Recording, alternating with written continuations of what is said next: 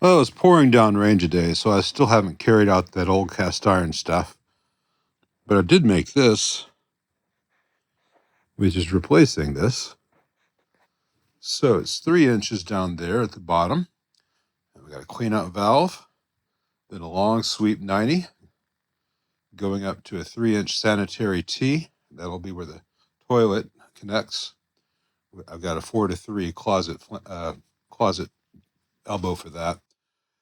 Then right above that, it goes from 3 inches to 2 inches, and that 2-inch will go up to the vent. The 2 inch is not actually glued in place. It's going to go through that hole there, but I wanted to have this here for spacing.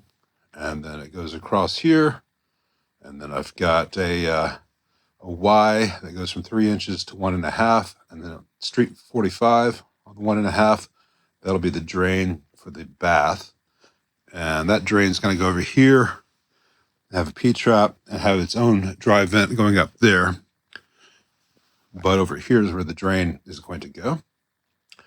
And then I've got another Y to a street 45 for the 1.5 going up to be the drain for the sink. And then above that, it's going to vent over 45 degrees up and join the main vent going up there. So that 1.5 inch there is not glued in place either. I've got to drill a hole in that plate down there so I can run it through. But other than that, it is all together.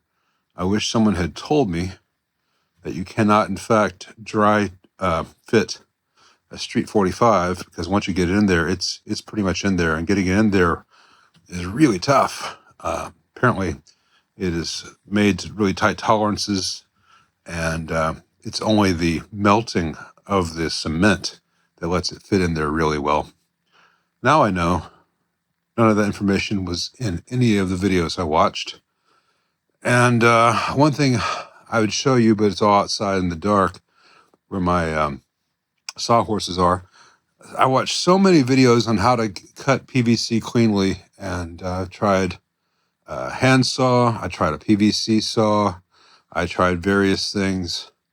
What works best for me and is consistent is to take a pipe clamp, something that goes up to 4 inches. And first I measure off the distance from the square end of the pipe and make marks going around. Then I line the pipe clamp up and I tighten that down. And then I can use that as a guide for the Sawzall. And that gets a pretty close to perfect cut. And then I tried various methods of deburring and cleaning that up. And I found the best way to do it was I had some 80 grit sandpaper on my palm sander, cleaned it right up, gave me a nice edge, took out burrs everywhere. I could chamfer a little bit really fast, didn't have to use a rasp, didn't have to use anything crazy.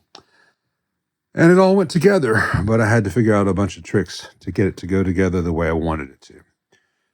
I know this kind of thing isn't all that interesting to many of you, but some of you have expressed interest in it, and it's been an interesting learning process for me. If anyone's wondering, I live in the IPC, but I did a lot of this to the UPC spec because it seemed mo better. Tell me what you think. Thanks for watching.